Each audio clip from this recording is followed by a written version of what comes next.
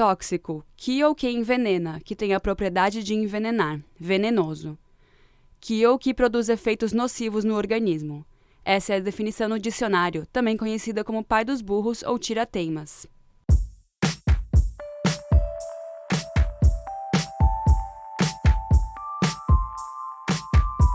Olá! Está começando mais um episódio do Dicionário Feminista, o podcast que vai ajudar você a melhorar seu vocabulário de forma precisa e inteligente. Eu sou a Teca Carbonel. E eu sou a Júlia Presotto. Hoje a gente vai falar de uma palavra que parece comum, mas que quando combinada a outros termos fica cheia de significados. Tóxico é um termo que pode ser muito mais do que uma mera substância nociva ao corpo. Quando Britney Spears lançou o single Toxic, em 2003, ela não estava falando das propriedades químicas que compõem uma substância venenosa. A palavra tóxico aqui fala de atitudes negativas que prejudicam alguém de forma física e ou psicológica. Normalmente, o agente dessas ações tem como intuito benefício único e exclusivamente próprio. Não foi à toa que em 2018 a palavra tóxico foi a mais buscada no dicionário Oxford. Também foi observado que nas pesquisas ela era sempre acompanhada pelas palavras masculinidade e relacionamento. O termo masculinidade serve para atribuir características ao sexo masculino. Porém, atualmente ainda vemos uma carga muito grande de atividades relacionadas ao ser masculino de forma forçada e muitas vezes prejudicial. O propósito principal é a manutenção das estruturas do patriarcado tão enraizadas na nossa sociedade. É aí que se associa o nível de masculinidade de um homem à repressão de sentimentos, ao excesso de brutalidade e à falta de vaidade, muitas vezes associado também à falta de higiene. A consequência disso é o sofrimento psicológico no indivíduo e, por conta disso, a palavra tóxico cai como uma luva para descrever este tipo de imposição de uma masculinidade que mais prejudica do que empodera. É aí que encontramos a tal masculinidade tóxica. Um relacionamento pode ser tanto amoroso quanto de amizade entre irmãos e amigos. A ideia é que haja uma troca entre as pessoas envolvidas, impulsionada por sentimentos como o amor, a compaixão e a sororidade. Vemos essa forma ser desbalanceada quando inserimos um sentimento que não faz parte desse espectro, o interesse. A partir de então, o que deveria ser feito por amor vai sutilmente virando algo que beneficiará apenas uma das partes. O lado desfavorecido do relacionamento normalmente é iludido a crer que as ações do parceiro ainda estão sendo movidas pelo amor e o companheirismo. Isso acarreta a sua autoanulação, trazendo junto uma dor e uma solidão sem fim. Não há outro termo que defina melhor o que se passa aqui do que algo tóxico, que desvia o relacionamento do seu propósito inicial. Estamos falando do relacionamento tóxico. Ai, que delícia, né? Agora a gente não precisa ler. Só pensar, putz. Ai, agora é só a discussão. Bom, Ju, depois que a gente viu essas opções da palavra tóxico, que não tem nada a ver com substância química, que eu acho que foi quando ela foi criada, né? Porque a gente conseguiu trazer para as relações da nossa sociedade essa palavra. E eu acho ela muito pesada, eu acho muito difícil falar sobre ela. Cara, eu acho engraçado que eu acho ela pesada também, mas ela tá sendo tão usada hoje em dia. Tudo é tóxico, sabe? Ai, não sei, eu tô meio cansada um pouco disso, você não tá? Cansada de ouvir falar sobre coisas tóxicas? Ou das pessoas usarem sem... Não, né? Das pessoas usarem sem pensar. Tipo assim, nossa, sei lá, já ouvi falar assim, esse lugar é muito tóxico. Tipo, não sei, tá sendo muito usado, eu tô meio cansada. Mas é um termo pesado mesmo, principalmente quando a gente fala de relacionamento, né? Eu acho, é porque as duas coisas, quando eu reflito sobre elas, eu acabo chegando em pontos muito tristes, assim, sabe? Que eu acho que muitas dos diagnósticos de depressão estão associados à masculinidade tóxica ou a relacionamentos tóxicos, sabe? Quando você escuta, assim, pessoas que realmente viveram por essas situações, elas sempre têm essa consequência de estarem em depressão ou terem passado pela depressão, e isso me deixa muito triste, assim, de ver o quão ruim é. Mas, claro, também existem casos da palavra ser usada desenfreadamente, sem propósito algum, e eu acho que a gente tem que justamente definir isso, assim, quando ser usada, porque é muito sério, a gente não pode banalizar ela, sabe? Sim, a gente exato. tem que dar a atenção merecida, né? Uhum. E agora eu vou te perguntar uma coisa. Lá vai. Teca pergunta. Teca pergunta, a Júlia responde. Como que a Maria Gabriela fala? Bate bola, jogo rápido. Eu falo a palavra, você responde, tá bom? Então, Ju, você acha que homem que chora é menos homem? Não acho, e eu acho até mais bonito, né? Porque se a gente tá falando de masculinidade tóxica, a gente parte do pressuposto de que homem tem que ser machão, homem tem que ser violento, não sei o quê. E eu acho tão bonito quando eu vejo um homem que é sensível e que fala sobre o que ele pensa e fala sobre os sentimentos e não tem problema em chorar. E eu cresci com um pai que chora muito. Então, pra mim, foi muito normal. E aí, quando eu fui tendo contato com outras famílias que têm pais que são desse jeito, né? São mais tóxicos. Foi um pouco de choque pra mim. Tipo, como assim? Pra mim, sempre foi normal homem chorar. E aí, quando eu vi que não era normal, eu achei um absurdo. Porque, tipo... Que diferença faz, né? Tipo, ele tem sentimentos da mesma forma que uma mulher tem. Por que a mulher é tão chorona o tempo todo e o homem tem que, sei lá, segurar? E aí depois você vê que isso acaba se transformando numa violência física, muitas vezes, né? Ou até verbal. Só porque o homem tá segurando tanto sentimento e ele não chora só porque a sociedade falou que não é pra chorar, sabe?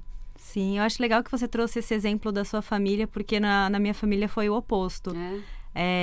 Eu lembro de pouquíssimas vezes ver o meu irmão ou meu pai chorarem, mas as minhas irmãs sempre foram muito choronas, assim, sabe? De chorar vendo comercial de margarina, sabe?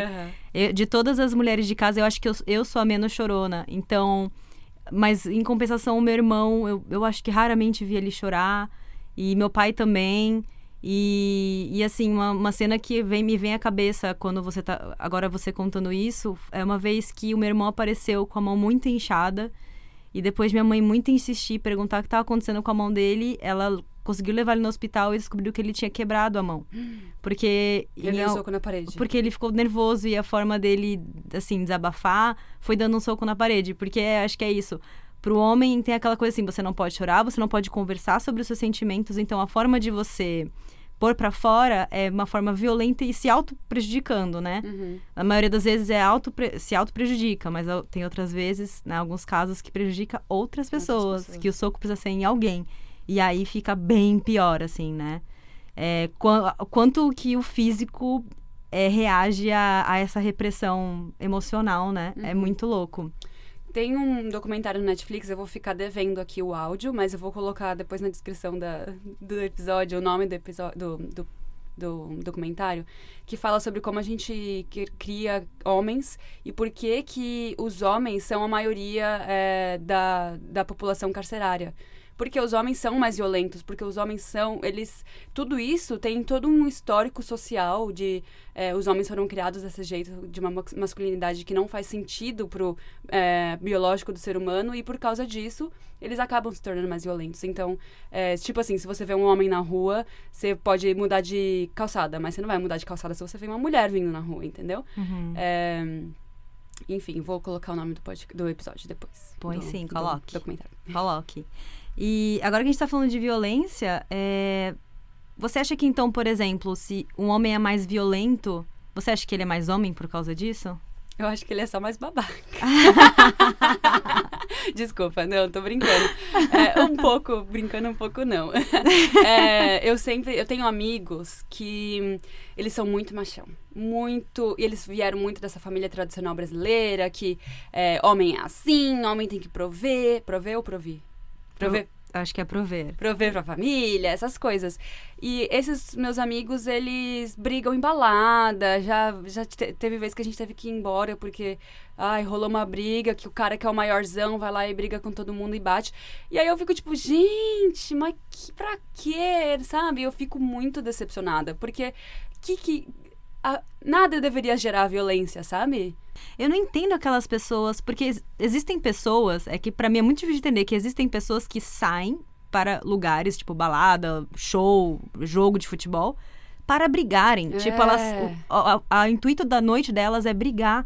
E eu não entendo, porque pra mim, sair com os amigos é um momento de relaxar, não de procurar criar algo, sabe?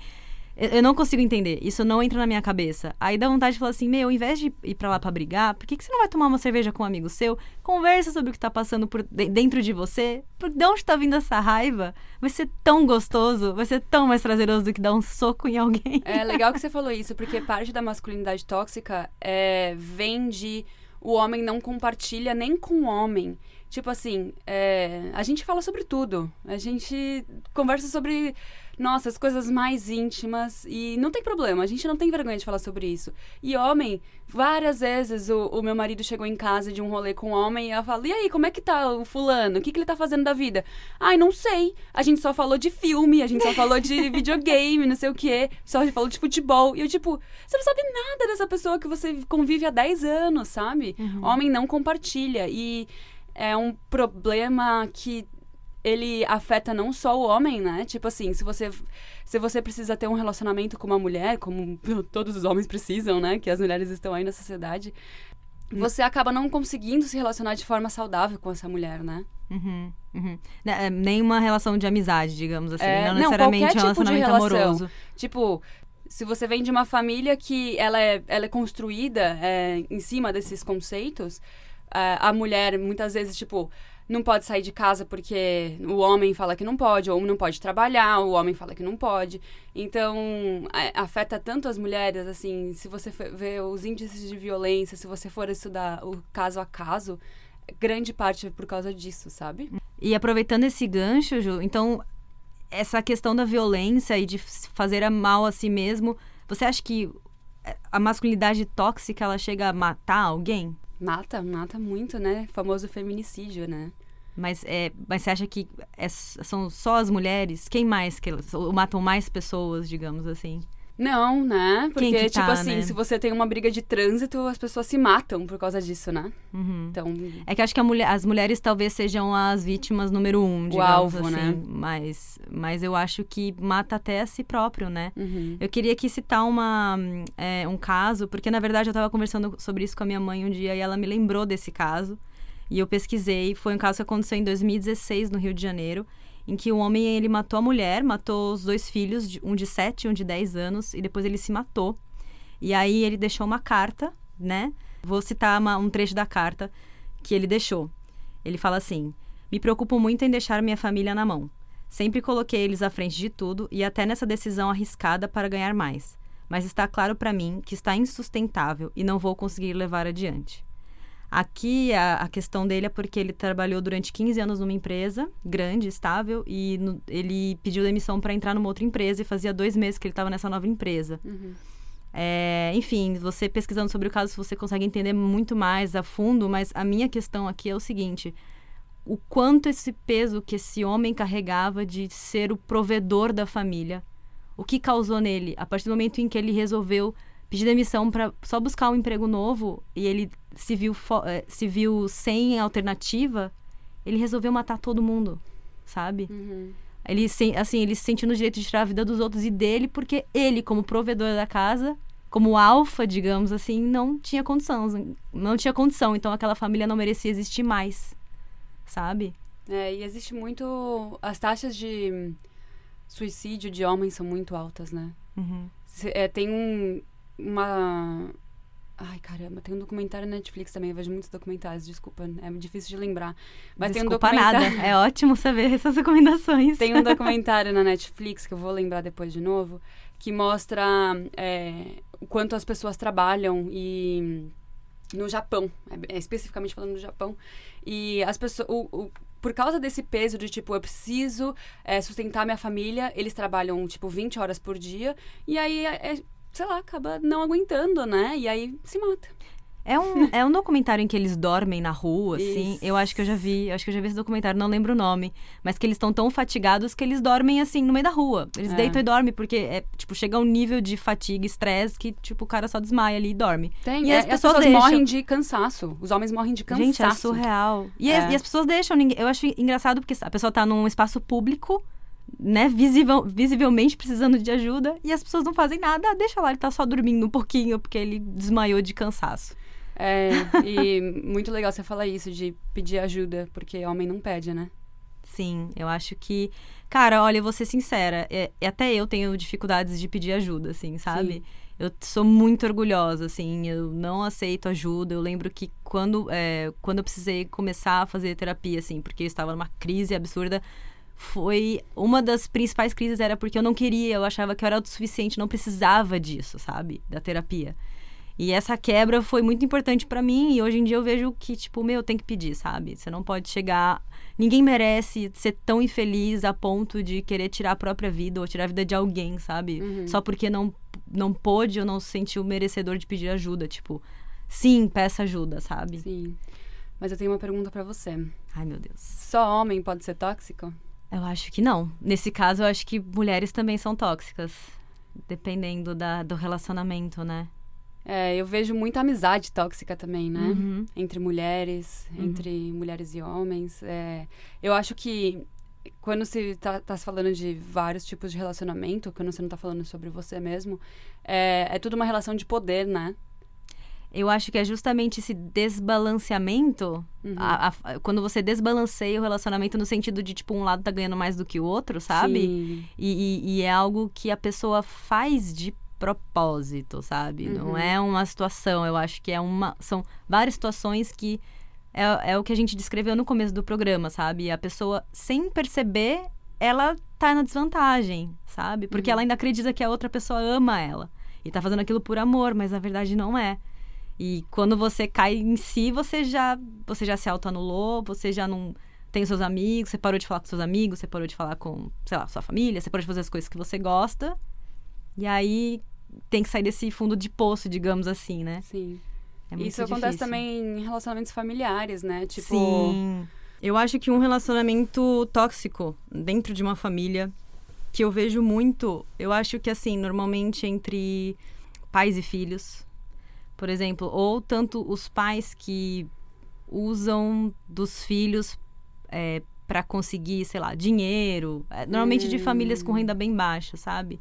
Ou vice-versa. Os filhos que acham que os pais têm que sustentar e têm que dar dinheiro sim, sabe? E eu acho que uma coisa é você... Eu acho muito tênue essa linha entre o amor e o dinheiro. Você jogar e falar assim, mas se você me ama, vai me dar esse dinheiro. Existe entre casais também, mas é que eu acho que isso é muito mais comum entre pais e filhos, porque tem essa coisa dos pais pagarem coisas pros filhos, e depois quando os filhos começam a trabalhar e ganhar dinheiro, os filhos ajudam os pais. E eu acho que tem que ter um meio termo, é muito difícil, assim, né? Porque aí você faz aquele jogo do tipo, mas então você não ama a sua mãe, ou você não ama a sua filha. É difícil, né? Eu acho que relacionamentos tóxicos em geral sempre tem esse joguinho emocional, né? Sim, é muito difícil. Você faz a pessoa duvidar do amor que ela tem por você, e aí... Sim. É muito difícil, né? E muitas vezes, isso também o que acontece também é você você rebaixar a pessoa, sabe? Pra ela se sentir pior, pra você poder controlar essa pessoa. Isso é o que eu tava falando de relacionamento, da questão do poder dentro de um relacionamento. E aí você vê que a pessoa tá mal, mas você não ajuda porque é mais fácil de controlar ela desse jeito, sabe? Existe bastante disso. Sim, sim. Tipo assim, dizer que o que a gente vê em relacionamento de casais, né? Da pessoa falando, porque ninguém vai te querer, né? Eu sou muito bonzinho de querer você, porque ninguém vai te querer desse jeito. Porque você é, sei lá, louca, você é isso, você é aquilo, ninguém vai te querer desse jeito. Sendo que, tipo assim, existe tanta gente no mundo, cara. Não, é impossível, não tem como outra pessoa que não aquele ser humano não te amar também, sabe? Então assim...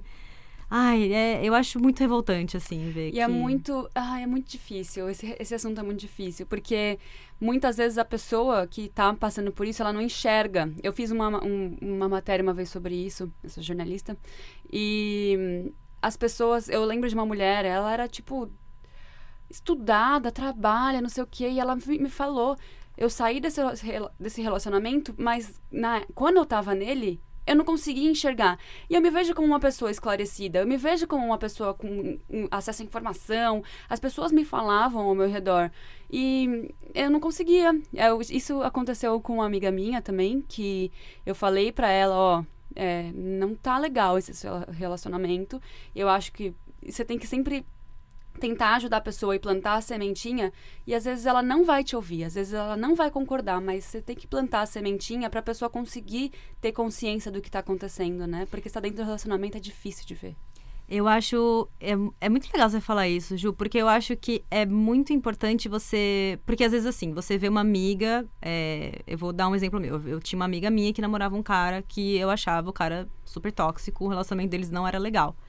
Só que eu percebi que toda vez que ela falava pra mim sobre o relacionamento deles, eu falava alguma coisa ruim, sabe? Tipo, mas é que ele é isso, ele é aquilo, você tem que terminar com ele. E quando eu vi, ela começou a parar de falar comigo sobre o relacionamento deles, porque ela sabia que sempre ia ser uma reação negativa da minha parte.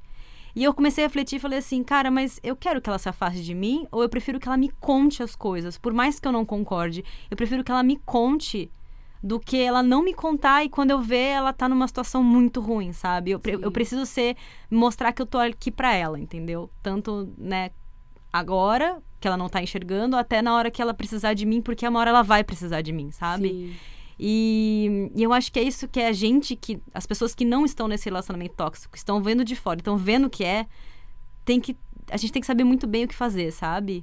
Porque também você não pode forçar a pessoa, você tem que nem você falou, tem que plantar a sementinha, mas também você não pode querer plantar a floresta inteira de uma vez, porque ela vai se afastar, ela vai parar de te contar as coisas, e ao momento que a pessoa se fecha, é muito ruim, ela precisa ter um canal, sabe?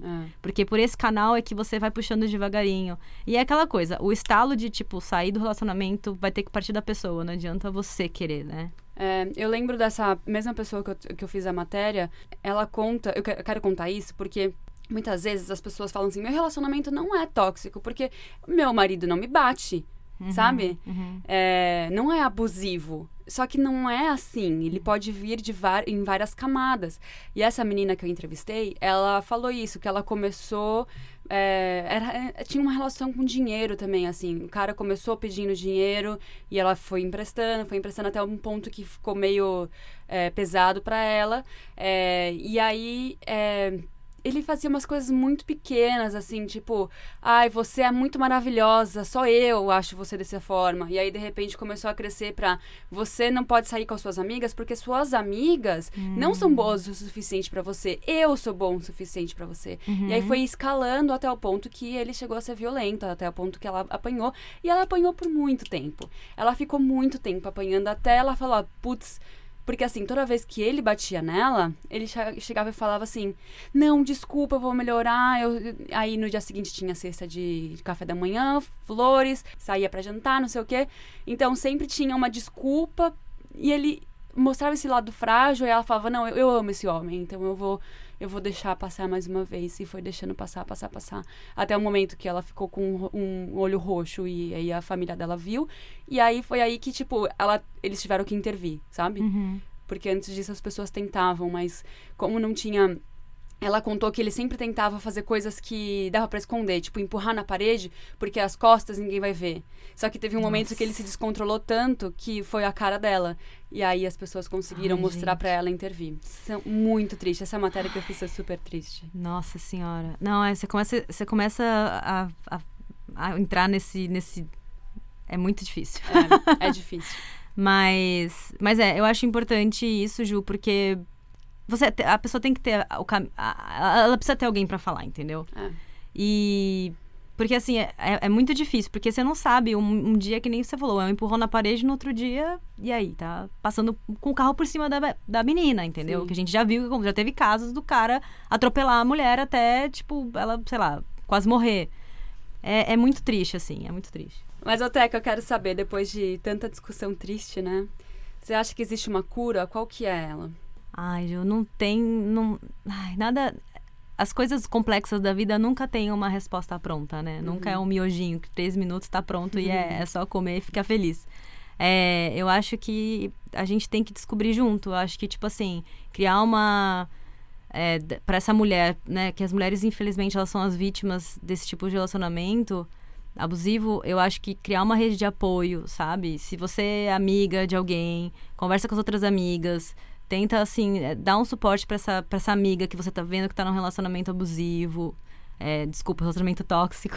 É um pouco dos dois, né? É os dois, né? E eu acho que é isso. Acho que, putz, o maior segredo é esse. E, assim, tentar aquele approach sem ser muito incisivo e violento pra não afastar. É muito difícil, mas tem que, não pode desistir nunca, não pode, porque imagina se mais uma morre, sabe? Me sinto muito derrotada, sabe? Cada vez que eu vejo notícia de uma mulher morrendo por feminicídio. Eu acho que também outra solução seria os homens criarem essa rede de apoio. Eu lembro que... eu acho que... Puta, não me lembro onde eu vi isso. Eu sou muito ruim de memória, gente, desculpa. Mas eu vi já que existe uma rede de apoio, assim, tipo um AA para homens que são estupradores, porque eles, muitas vezes, não conseguem ver que aquilo tá errado. Então, eles se juntavam numa... era uma matéria sobre como a psicologia pode ajudar a reduzir o número de estupros e violência. E aí, eles... falando com o outro, eles conseguiam identificar melhor.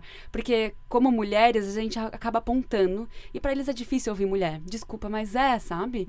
É uma merda, mas é mais difícil ouvir. Então, quando tem um homem falando, isso aqui, não achei que foi legal, eles começam a assimilar melhor. Então, eu acho que os homens precisam compartilhar melhor, mas eu acho que os homens precisam intervir mais, porque acontece muito na minha roda de amigos homens, eu tenho muitos amigos homens, eles deixam passar muita coisa. Então, eu acho que não pode deixar passar. Se você vê que o seu amigo tá fazendo uma coisa que você não acha legal, tenta conversar. É difícil pra caramba, porque às vezes você vai correr o risco de perder uma amizade, que foi o que aconteceu comigo já uma vez, mas...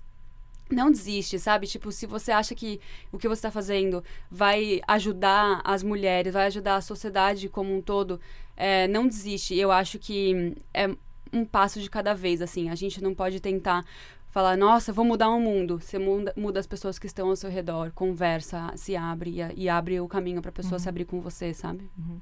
Porque pensa, se você tá evitando falar com o seu brother porque você acha que o cara vai parar de falar com você... amanhã esse seu brother acaba matando a namorada, e aí? Você vai continuar brother dele, com ele na cadeia? É complicado, né?